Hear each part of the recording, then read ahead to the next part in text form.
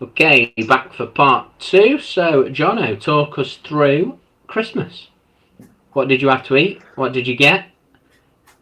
Yeah, had a big meal, lots of presents, and yeah, watched some racing. Yeah, so obviously probably the standout race of the whole period. There's a lot of them, but the King George probably the best place to start for the kind of open company races. Um, Tornado Flyer winning, one of Kev's favourite ever horses. But we can basically put that whole race in the bin. Just What? Yeah, definitely. I Gold know Cup winner. Kev will be looking Tornado at that Flyer? 16-1 and licking his lips, but just absolute mess of a race. Manila Indo and Froden went at it far too quickly. Rachel Blackmore, Bryony Frost just had a little bit of a match early on between the pair. Set off a stupid pace, really. I think a lot of I think Simon Rowlands, a couple of other kind of time analysts have kind of said how the pace was pretty suicidal to begin with, way kind of ahead of what you'd expect King George to be. St Calvados, I think Paul Nicholls came out, had a bit of a digger. I think it was a Gavin Sheehan. I don't know what he was doing. I think he thought the race was about 3 furlongs less than it was.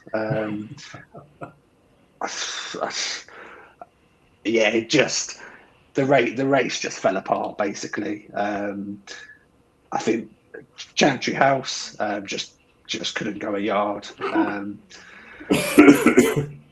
Wouldn't be the first Henderson horse to not like Kempton. I think Santini and Bobsworth ran no race. I think he goes to the Cotswolds Chase next. Yeah. I think he's out to 25-1. He's not one I've backed. Who would have predicted that? Who could have thought that that'd be a fair price for Chantry House? Nobody. You know what?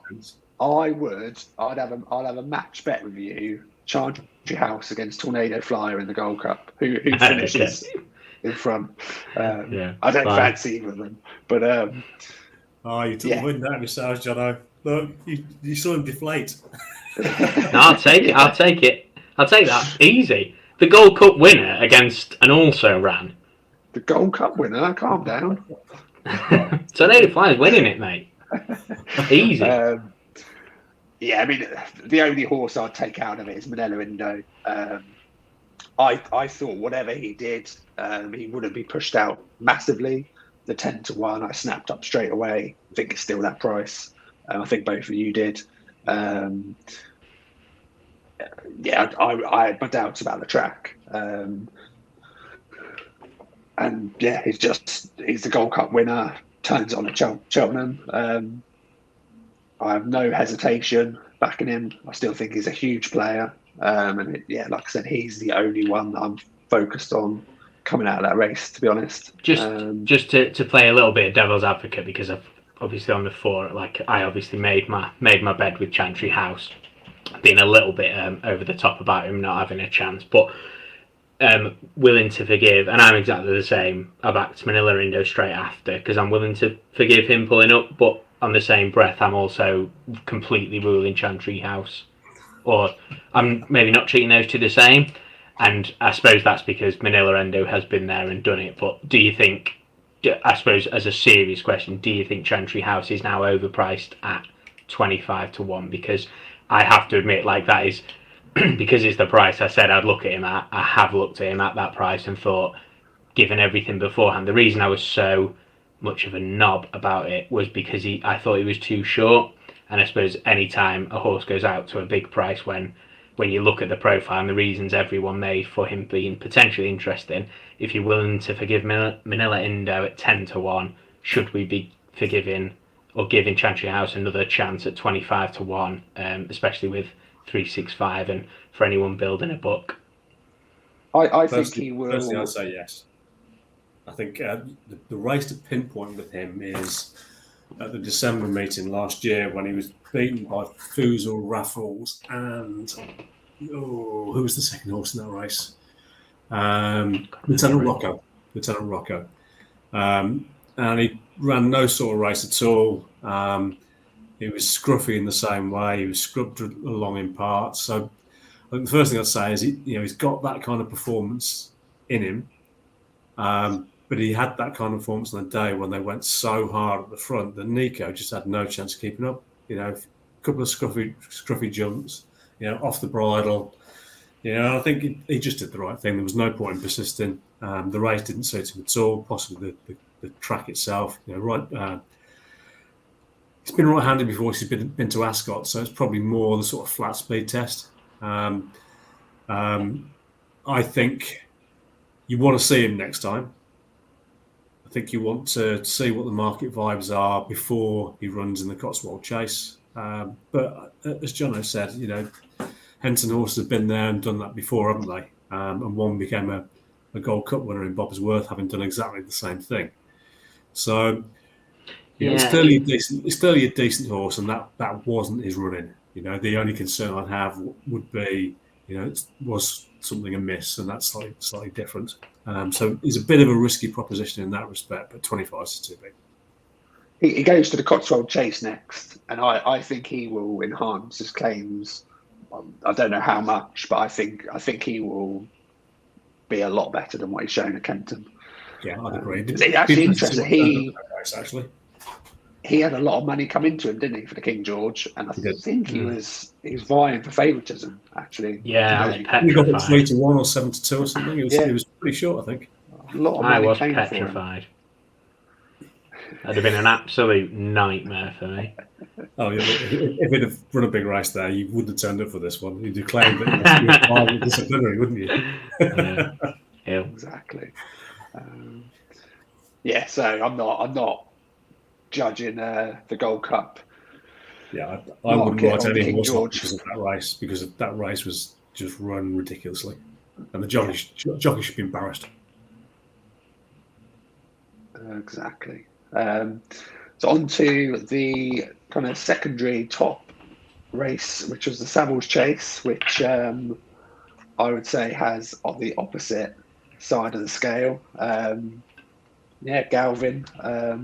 Obviously, last time he kind of announced his position and kind of warranted his place in a kind of Grade 1 company, and he's cemented it now. He's out and out Gold Cup contender, massive chance. I know Davy Russell afterwards, he was interviewed, and I think they mentioned, did you know you'd won? Because obviously it's a tight finish.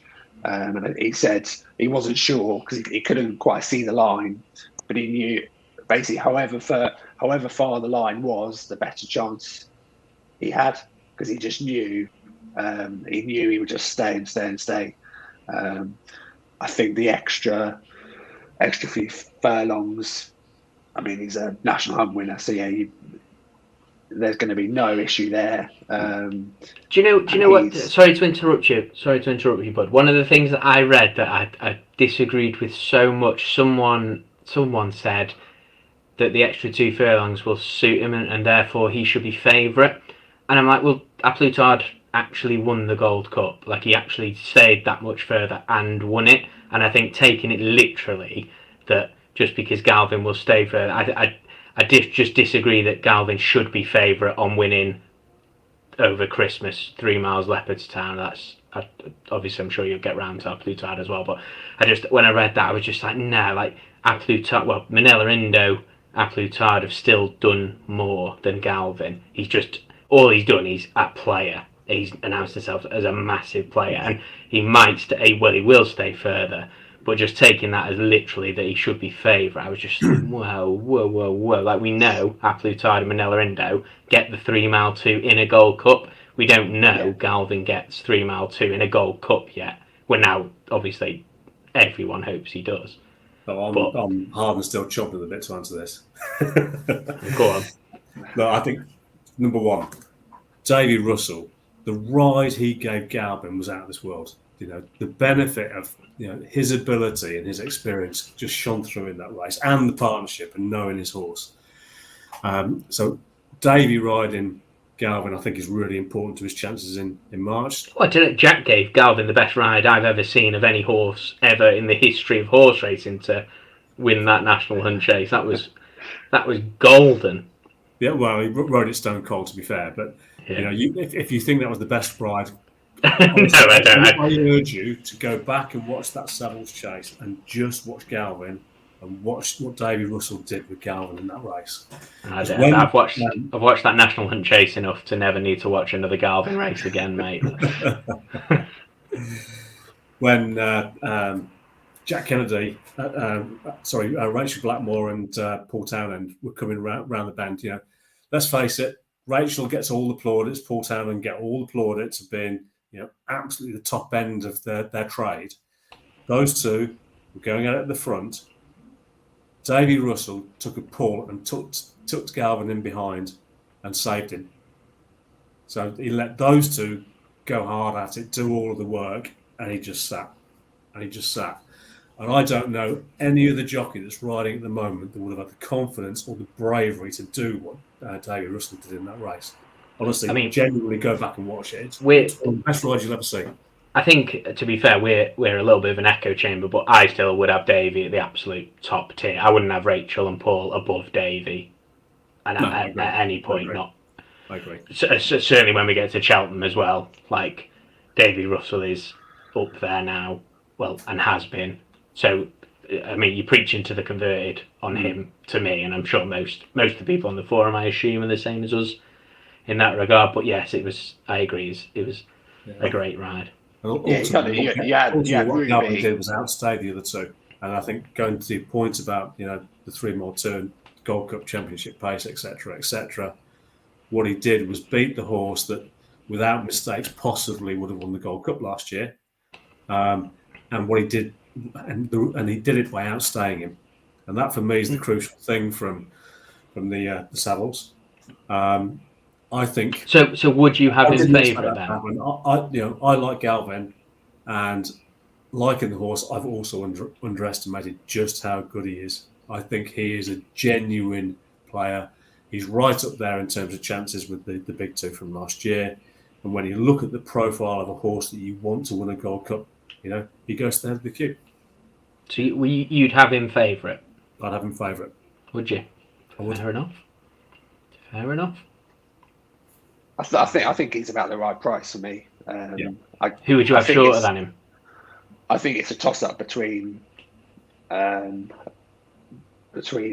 me, you could have Galvin or at Plutar favourite. Obviously, you can't have Manila Indo now, regardless if you still like his chances. I think you could have Manila Indo favourite. Like, it would only take one run, and Manila Indo would be back favourite as the Gold Cup winner. Like, I suppose if I had to back one of them at the prices now, it'd be Manila Indo at 10-1 over Galvin 11-2 or Aplutar 7-2. And don't get me wrong, as we've already done a Gold Cup preview, everyone knows what we're on and things. But I think Manila Indo at 10-1 is a better bet now than Galvin 11-2. But would you two back Galvin 11-2 over the other? I think that all three of them are backable, aren't they? You've got one that's a win bet, the other two are each way prices.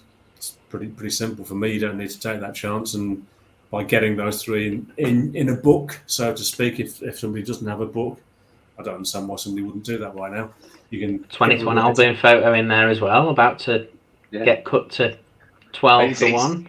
He's finally been clipped, actually, I think. Yeah, he has. He's been back this week, hasn't he? He's been back this week off the back of other horses not winning. Yeah.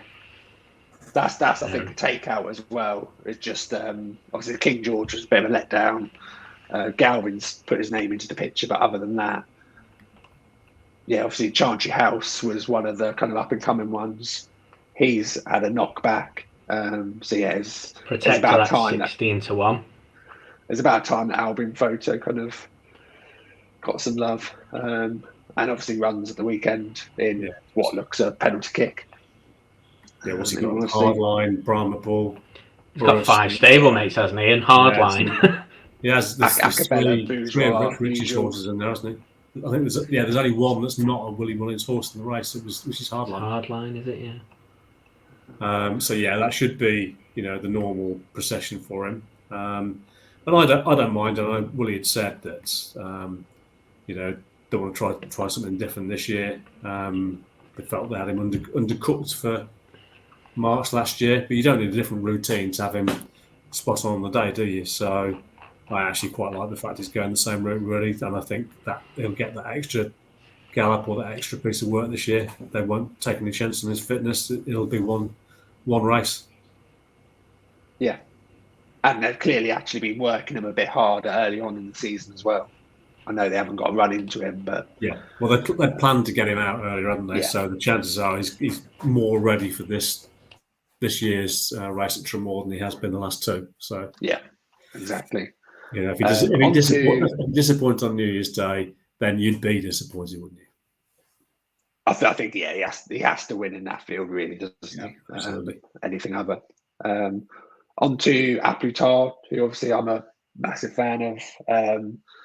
Can't really find any excuses, to be honest. I'd like to.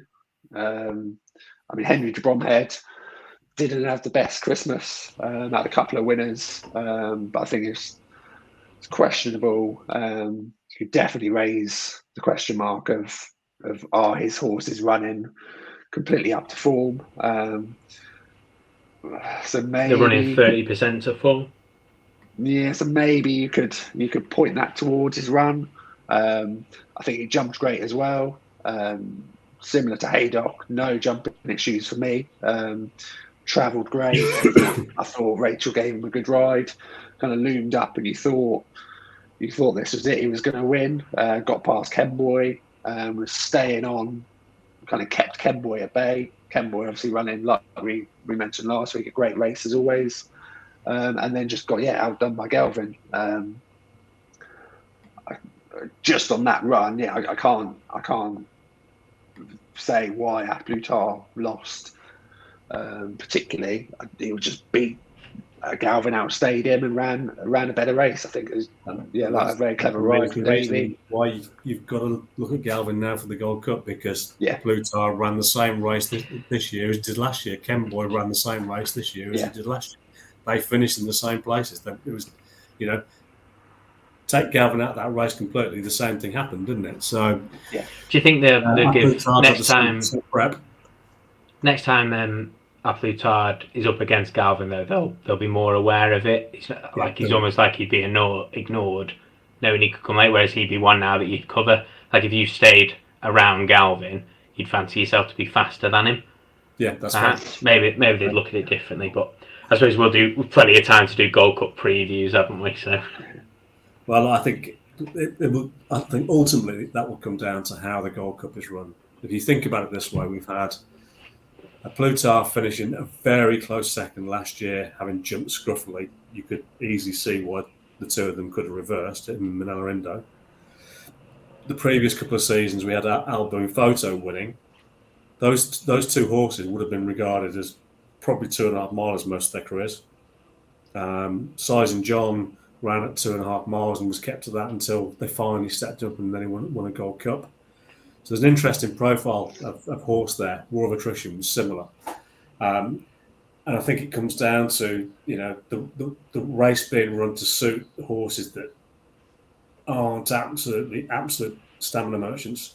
I think how the race is run this year is the key to who wins. If it's a proper test, Minarindo is probably the more versatile of the three horses. He can probably do it both ways round. I think A Plus Tard probably doesn't want him going a first gallop, and I think Galvin would be the one that sit there and pounce if they did. Yeah. Do you mean Tornado Flyer? Or Tornado Flyer coming stalking him out the back.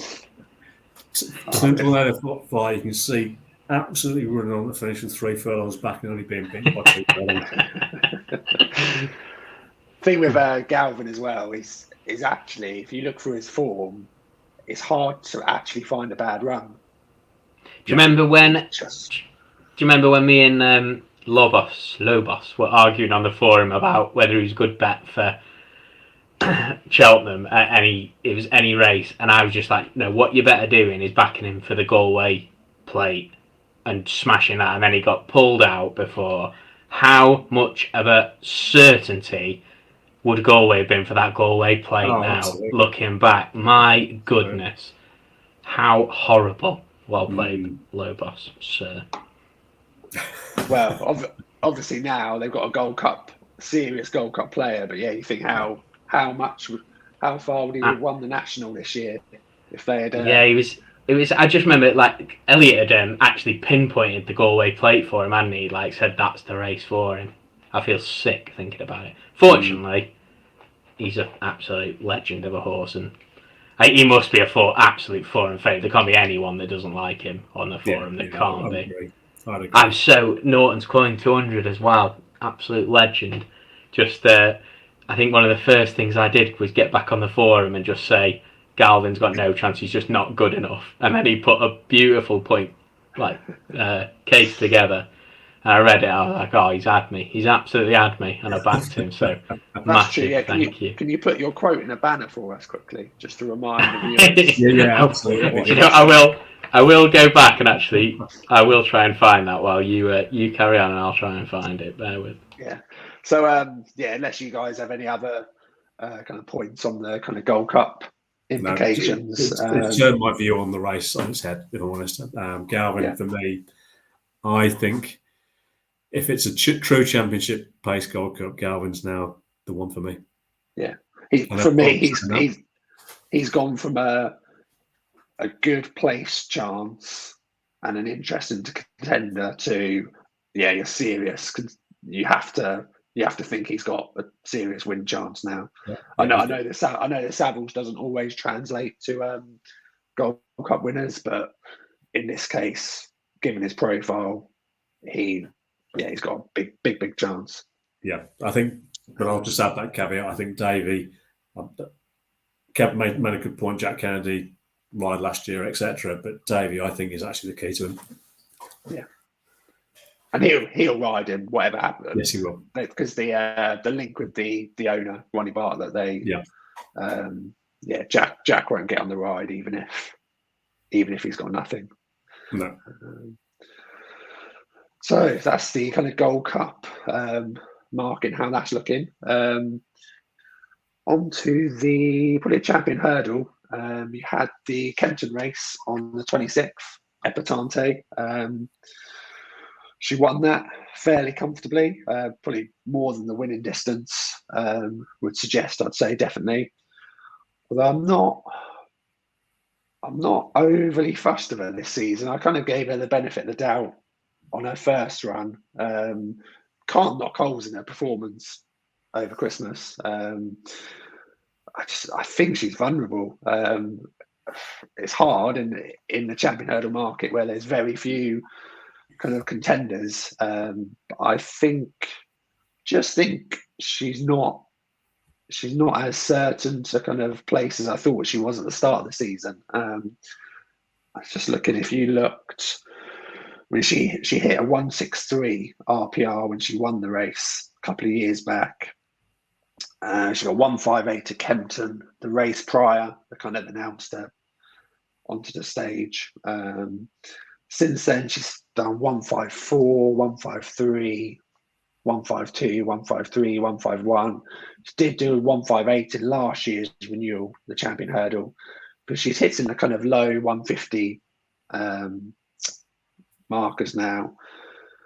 Just it's not at the same level, not at all the same level that she was running to when she won the race. I think if she places by kind of default. I can't see her winning, but then I could say that about pretty much every horse in the race. But against Honeysuckle, so for me, if there's horses that can come on and improve, and that's the big question mark, I don't think it's. I could easily see her not placing this year. I think Sharjah is. So I'll come on to him in a minute. For me, he's a certainty to place, basically, bar something going wrong. I've mentioned about Aspire Tower. Be really keen on him. Kind of switching the role with Epatante from last year. But we'll have to see with him. The the big thing is it looks like her challengers are very slim in the race, but I've not been overly impressed. I don't know about you guys. How you saw a Kempton run? Yeah, look, she's better than last season, is what I'd say. She was poor last season. There's no other way of putting it, and she still managed to finish third in the Champion Hurdle, and she finished third in the Champion Hurdle because it wasn't a very good one. The truth is, outside of Honeysuckle, it's the same again this season, isn't it? It's not a very good one.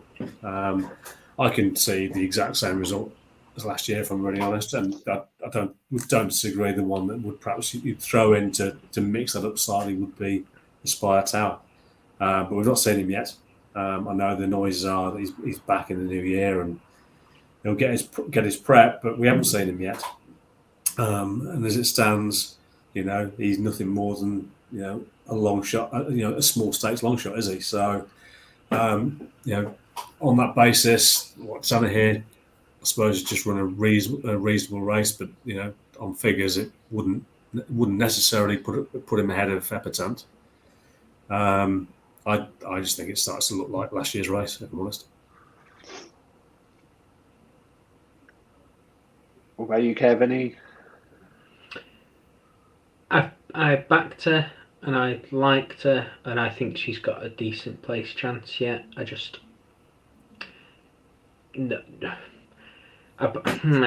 backed a few each way, and she was one. So I was really pleased to see her win.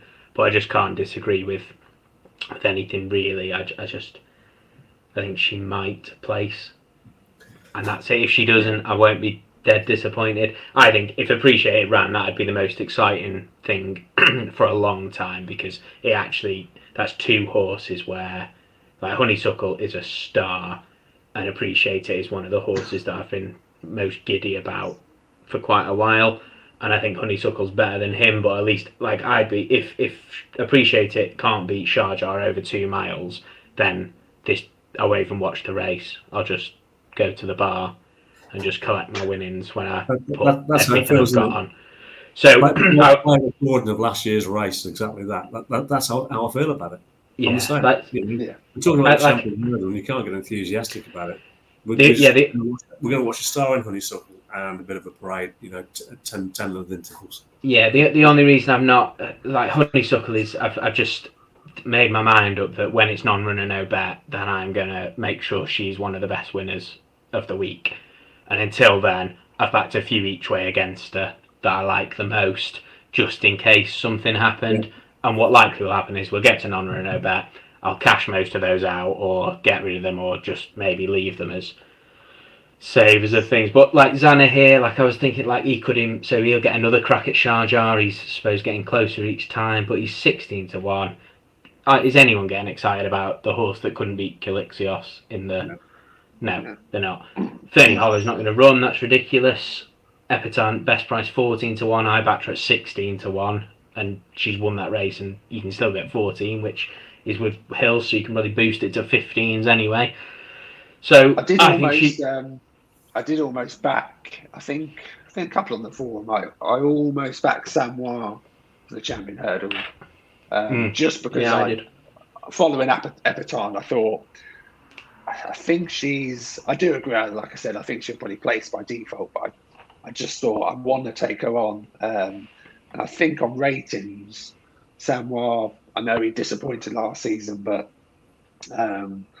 he wasn't too far away. And I just thought another year on, maybe a bit stronger. He ran an okay race against Sharjah. I backed him on the day.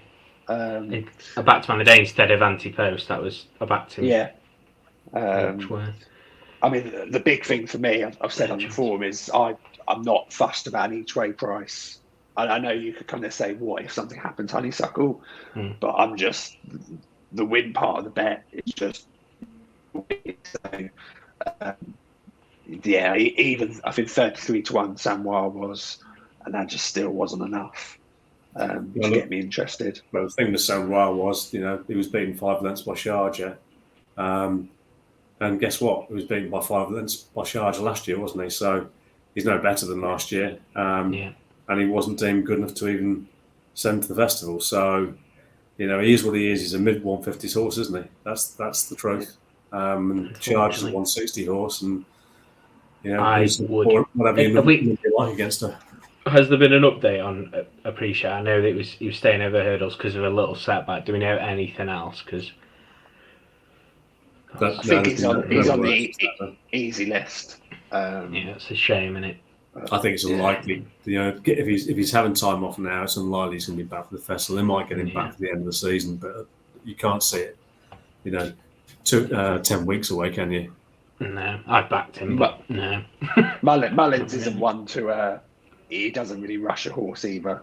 No. He's happy. The owners love punches down as well, don't they? Yeah, it's happened twice. Yeah, they've got history with that. Yeah, it's happened twice. To appreciate it. He wasn't sound. He wasn't sound to run up punches down after his Supreme. So there was obviously some issues at the back end of last season. He's come back into training, and it's either a repeat of those issues or they're struggling to keep him sound, whatever it is. When you get a horse like that, sometimes you better just give him the time off. He won't rush him. That's for sure. And I just can't see him being around him much. And just with that being the case, then Epitante, then I like her. And just briefly touching on Charge, obviously won it 4 times. Looked in a little bit of trouble. Better than Istabrack and Hurricane Fly, isn't he? That's what I'm reading. I accidentally saw some Facebook quotes from today on Racing Post. People going nuts. Like, just read the headline and thinking that they've compared Sharjah to Istabrack and Hurricane Fly. People losing their minds about it. It was great. Great to read. Clickbait, shout out to Sharjah, really. He's better than Istabrack. Yeah, exactly. He's a great, out and out great. But I still it's a short price. I still quite like the place market on him. Odds against for him to place, I think.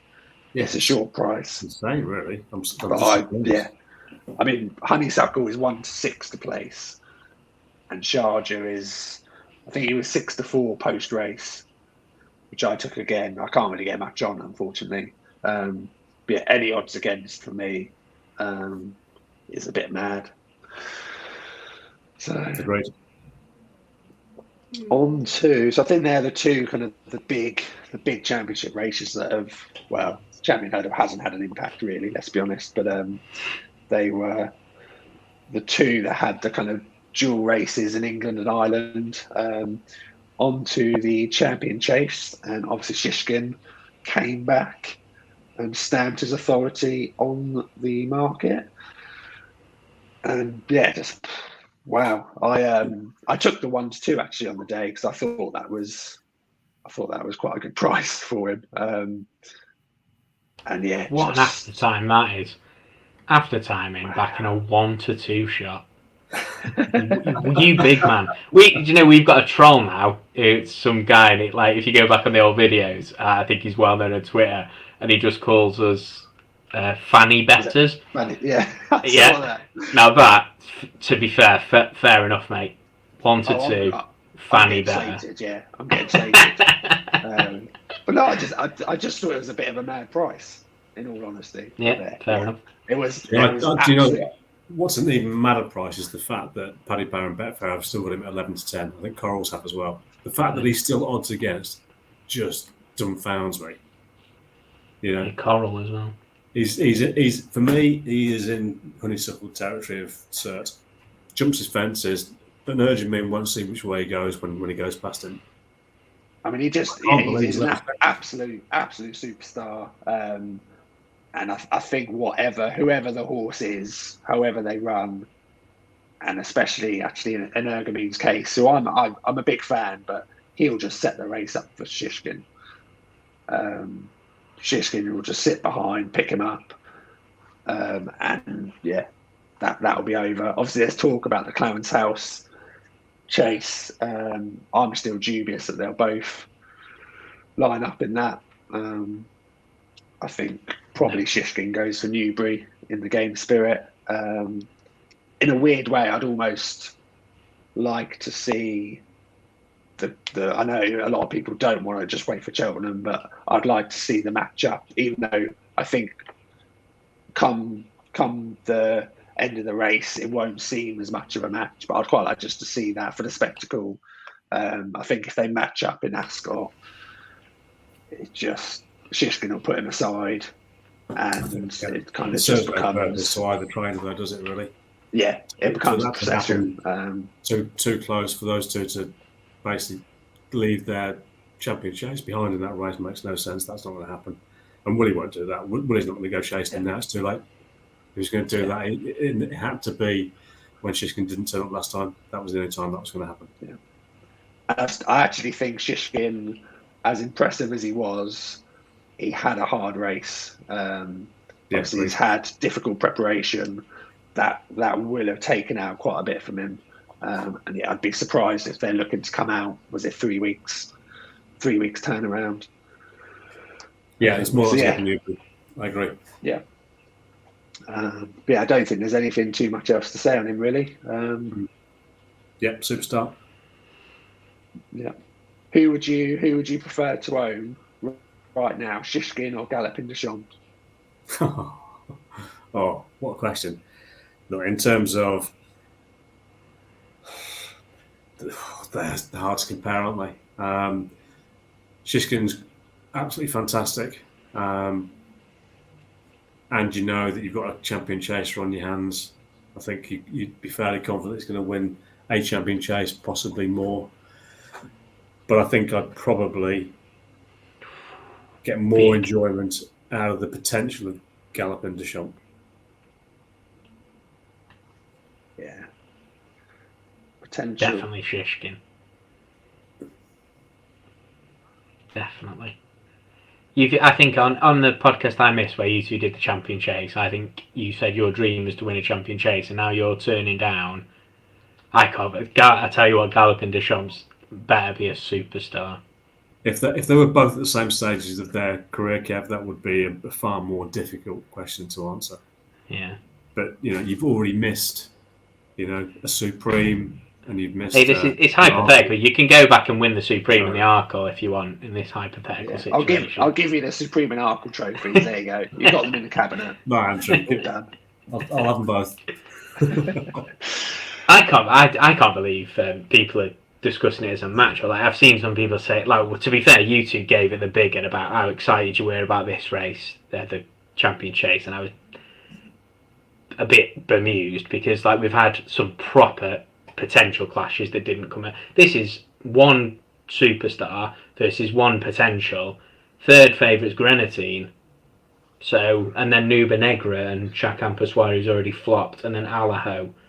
And first, it's the race is rubbish. It's rubbish, guys. I'm still excited to see Shishkin in, and I think Shishkin puts Energumene aside, a bit like I think he'd put anyone aside, but that's not, to me, that's not a negative on Energumene. I think the rating could be pretty insane for what Shishkin will get in that race. We've seen races like Altior and Sprinter Sacre have just been, and Shishkin's next. But to say like this, I can't see how it's a clash at the moment. It's just if any other seat, it's like Altior coming up against Silius Emery or something, where you're just like, right, Silius Emery could be anything. Yeah, absolutely he could. But what are the chances?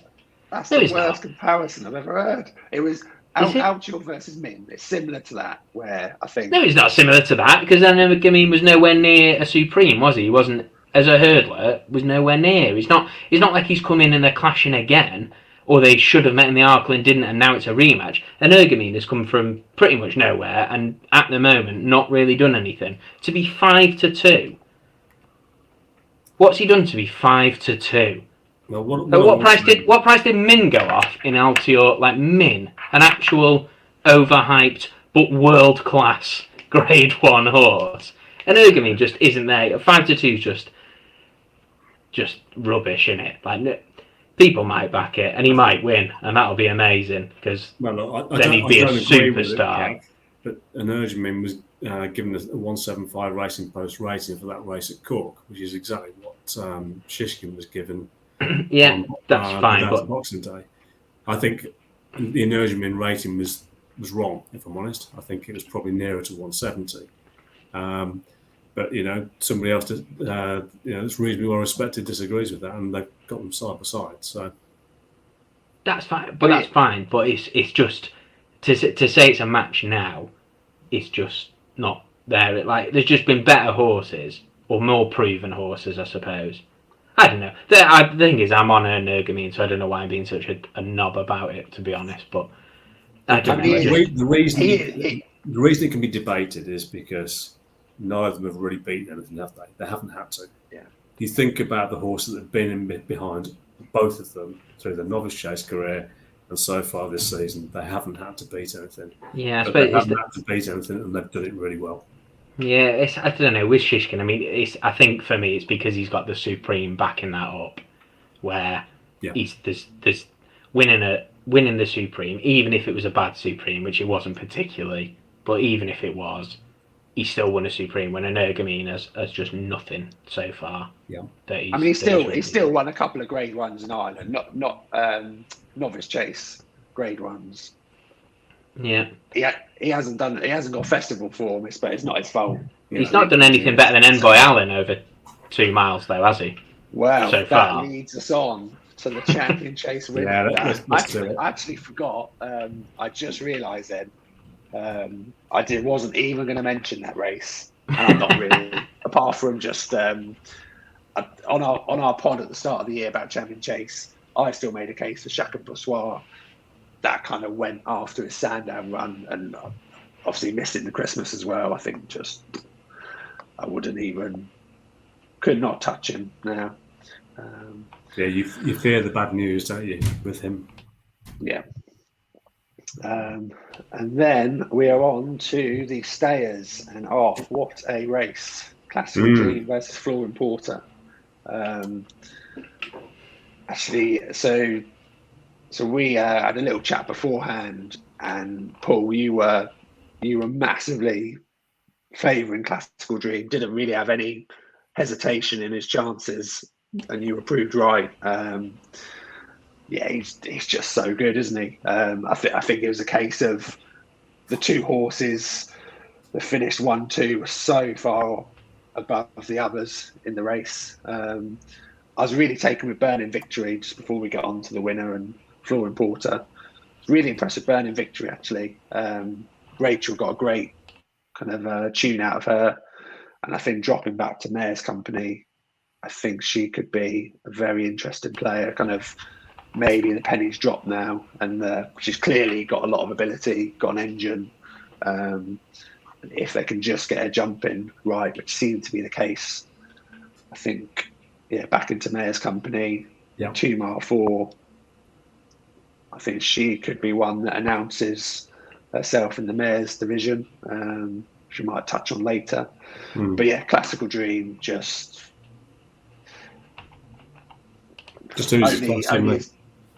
only his second try over 3 miles. I mean, I think he'll come on plenty as well. I actually thought it was an unbelievable ride from Paul Townend, although after the race it came out that the horse bolted. I thought the first town it was still a very good ride, without doubt. But I thought the kind of stealing a few lengths at the start was on purpose. It obviously wasn't quite the case. But I mean, I think you take the front 2 out of that race, you disregard anyone else in it, in all honesty. I know we were big fans of like Abracadabras and a few others potentially. But they had no hope. I think it could very well be a similar tale at the festival. I mean, we know how Flooring Porter runs. I think Classical Dream probably he's taken it up, albeit maybe not wise last time, but he's taken it up in both his races, always been fairly prominent and racing hard at the front. I think it'll be hard to see them two dictating the race, to be honest. I think that the big bonus for Classical Dream and for Willie Mullins and for Paul Townend is they now know they can ride him pretty much however they want. Punchestown, held him up, just cruised through like a Rolls Royce, and did that from the front at Christmas. Did all the hard yards. First race of the season when its only genuine rival, is already match fit. So I know I've heard people say, if he hadn't sold that lead, then it could have been reversed. No, not really. At the start of that race, Florian Porter just managed to position himself without having to use any real energy to be following around wherever he wanted to be. I was a bit surprised that they didn't try and take him to the front, if I'm honest. Given that's been the tactics in the past, and you guys know I've questioned what would happen if he is taken on for the lead. Well, I'm kind of okay that he's fine with that. He didn't salt, did he? So, but that said, there weren't a bunch of horses around him, so we didn't quite see that, I suppose. So I suppose you can still leave a small question mark, but I don't think it really exists now. I'm happy with that. Tactically, for Willie Mullins and Paul Townend, they're not going to really care whether he goes off and leads now, are they? Or whether he gets his own lead. That he's proven himself to be versatile, whereas Florian Porter has to be leading or prominent. So I just don't see him being beaten, if I'm really honest. The only thing that will beat him is if he, reverts to his old ways. There's been no signs of that the last twice. Don't suppose we'll see him between now and March. I hope we don't see him between now and March, so he's back there fresh. I think that's probably reasonably important to him. I think he's just a really nice racehorse. That Supreme one was a good Supreme. We know historically how that's stood up to Shishkin Supreme. And at the time they said they saw him as more of a stayer than a 2 mile horse. The fact that he was able to do that over 2 miles was just a bonus in his career, really. And what we've seen since, I think he could be up there with with some of the greats in 2 or 3 years' time. I think he's that good. Yeah, I think there's a case, obviously, with the style, how some people were making Florian Porter could reverse, but I think Classical Dream is another level of type of horse, to be honest. 8 years old, like I said, only his second start over 3 miles. He could come on another level. I definitely don't want to see him before the festival. I don't think we will, because there's not actually a race. I don't think. No. I don't think there's a Galmoy hurdle, which comes quite soon. I don't think there's any kind of 3 mile race, and it just makes no sense to fit a race in. I think for him, put him away now, keep him fresh, and go there. But yeah, that's in terms of the kind of the English challengers. For me, Time Hill, not overly fussed with his chances. I think his form is heavily linked with the likes of Paisley Park, Roxana. It's just, I don't think it's going to be enough this year. No, agreed. Playing for places. Third place, probably. Champ is obviously the kind of loose cannon. He came into the market last time, still question marks over whether he'll run. To me, it's a bit of a no-brainer. I would come here. Haven't they said today or yesterday that he's going chasing somewhere next time? Oh, hell, no, chasing. Yeah. So. Isn't it the Cotswold he's going to? Yeah, when you just said that, I think it's him that's going to the Cotswold and not Chantry House. Oh, I'm surprised by that, actually. I mean, I guess with Chantry House disappointing, they've kind of put Champ back in as maybe their main hope. But Chantry House for the stayers then? Chantry flop. It might be just worth checking the time of that statement. If it was after 9 p.m, it could have been any way around. Yeah. But yeah, I think like a lot of these races, the Irish kind of hold the cards, and yeah, I'd probably look at doing a forecast bet in the race as well come the day, maybe of those two. And then yeah, so that's the kind of 4 championship races.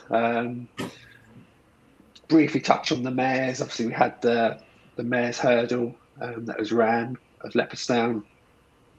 Kind of a repeat of earlier on in the season. You've kind of got that same bunch of horses at the moment competing against each other. I've said about Burning Victory. I think she's a very interesting player. I think they will put her in a mares race. The Cuvega mares hurdle is obviously quite late in the season, but Mullins does like that as a race. There's plenty of time for him to kind of introduce someone into the fold. I think in terms of the horses that ran over Christmas, I could see them all kind of reversing the form in one way or other. I think they all made a good case. Heaven help us. I think you mentioned before with Chink Pieces back on, she should jump better. That's going to probably see a bit of improvement. That could easily see her go out on top. I think Tell Me Something Girl with the weight pull, you could see her reversing it. She was staying on. Royal Kahala won the race, has done nothing wrong really in 2 starts. Soft ground obviously helps her. Has to kind of put any doubts about the course from last season. She went off favourite in the Mayor's Novice. Disappointed. But yeah, I think you could kind of throw a blanket on those horses. You could race them 10 times. There's not a standout horse between them. They're all fairly equal on any given day. You could get a different winner. And actually, I think it'll be the first time, unless obviously something mad happens between now and March, it'll be the first time since, was it Alan King that won the first race? Whiteout. Donald McCain, wasn't it? We basically had a hot favourite in the Mayor's Hurdle every year since. So this will pretty much be the most open Mayor's Hurdle.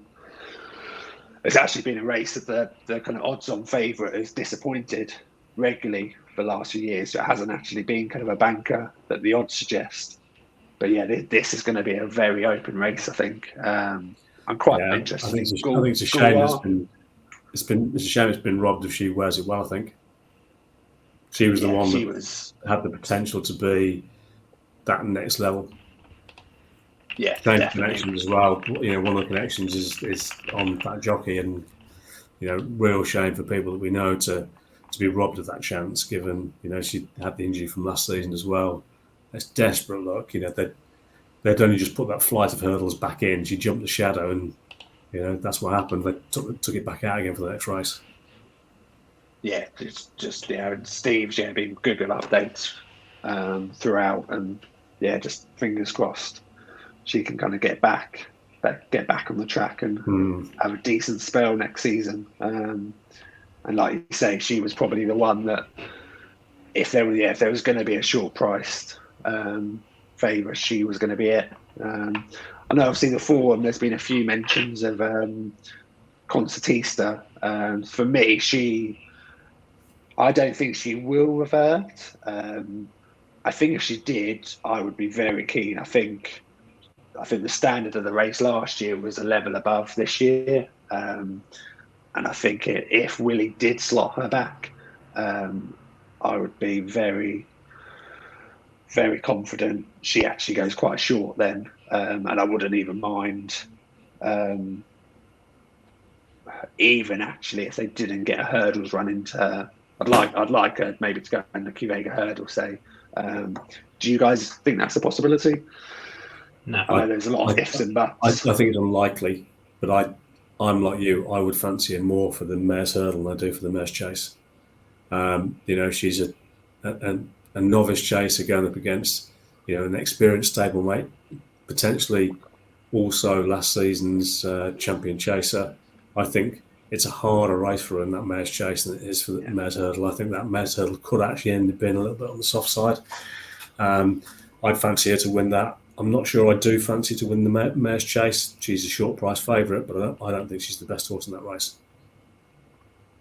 Yeah, I agree with that. I don't think she'll run. She's the kind we might have mentioned earlier, but if a non-runner no bet price comes out that's an each way price, then I will have a big bet on that. Because that's what I like to do. I like to back horses that if they definitely ran, they'd be much shorter, and she'd go off favourite, wouldn't she? I'm not sure I agree that last year's race was much better. Like, I don't think if Black Tears was in this betting, I think it'd be a similar price to these. I don't think Conchitista or Black Tears are stand out compared to these horses. I don't know. Yeah. I think those horses look like the horses that finished behind those two. Yeah, maybe. That's how it feels. Yeah, maybe. I suppose Roxana probably. She sets a good standard. I suppose I just feel like something would be improving past them. Maybe. Or I don't know what though. Like Galvin, maybe if she comes out again. But yeah, maybe not. It's not. To be honest, it's not a race I really care about at all. And I think for me, Conchitista is still best at 2 miles. I think she's a 2 mile horse. So mare's chase or mare's hurdle, not her optimum. The reason she wasn't running the champion, she needs the weaker race because she's not proper open company grade 1. So could she get away with this? Probably. But Royal Kahala's done nothing wrong. I'm a big fan of that horse from last year. There's loads of Heaven Help Us I'm on. I'm quite happy with Heaven Help Us from when Paul put that up. Quite happy with her running for me, and Burning Victory from when Vega mentioned I'm on for the stayers and this, but I'm quite happy with those two to go to war in this race with there not being something odds on it. I don't really tell me something, girl. I don't particularly like Royal Kahala. I know from last year, I think she was ahead of horses like Hook Up, but what odds would Hook Up be in this? She's just in the mix.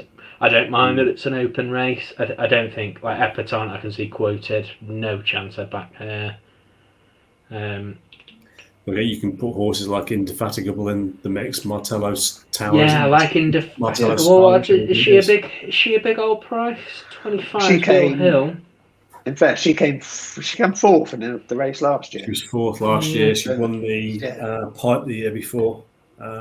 So she's got plenty of form around that. Look at that. Echoes in Rain ranges from 8 to 1 to 33 to 1. I mean, she's a 2 miler, so no chance, but not literally no chance. Apologies. I think she's a 2 miler, so I wouldn't give her much chance in this race. But I don't know. I don't mind that it's open because I just don't really care about it. I like the 2 I'm on. I like Burning Victory. I like Heaven Help Us. And if they don't win and they're not even placed, I'd be fair enough, because I didn't know what was going to win. Yeah. It's just one of those races. I really like Royal Kahala, but having not backed her at, I think she was 40 to 1, the special, to win on the day, and I looked at all of those and I considered backing all of them and then stopped myself from backing any of them because I just thought whatever happens I'll throw quite a bit of money away because I couldn't rule anything out really. So I'm just quite happy to leave it really. It's not really that. That's like I said, that's my view on the race. I'm not going to get too heavily on it because I think you could end up backing them all, unless obviously you're doing a book, but you could end up backing 4 or 5 of them. Yeah, and I agree. Any kind of result could happen. So, what are you on, Johnny? I'm on same Burning Victory and Heaven Help Us. Quite keen to see Galwar if she gets an entry. I think I'd chance her, even though it's Cheltenham that she was bad at, but then her runs around that would put her. I think we mentioned she could be one that. Well, no, she probably wouldn't go strong favourite, would she, with that Cheltenham form? But maybe I'd chance her, but only because I can't really rule anything out. Mullins he's been quite strong on her chances, not chances, but always been quite high praise for her. The intention had been to go chase them though, and we've not seen her this season, so there's obviously been something amiss. Okay. Yeah, Yeah. that'd put me off. Still not seeing an entry either. So you couldn't be backing her. Maybe when you see an entry or an entry that's taken up. I'm half you couldn't tempted be to back. recommended at all. I'm half tempted to back Tell Me Something Girl just because you can make a case for her from last time, Yeah, festival winner last year, but a little bit too short to get me too excited. Yeah, well, I think she clearly wants the trip. They tried her at 3 miles at the end of last season, so 2.5 miles clearly they think is absolutely fine for her. She won the Mares Hurdle last year, so she deserves to be favourite in my mind. She ran a big race, giving weight away a couple of days ago.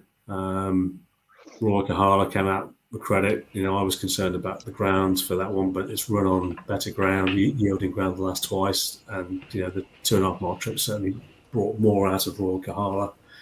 So definitely a contender.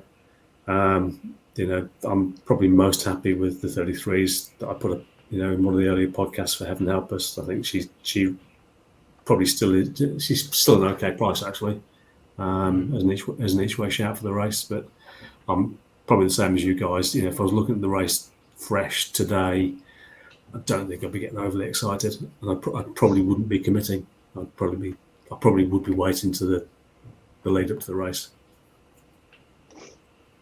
Yeah. Yeah. Yeah, I think that's kind of a roundup of most of the races from my side. So I'll let you guys add on anything else. Well, I think we should do pod 3 actually. We've been going for just over an hour, so I could do decamp into somewhere else now anyway. So you need a wee.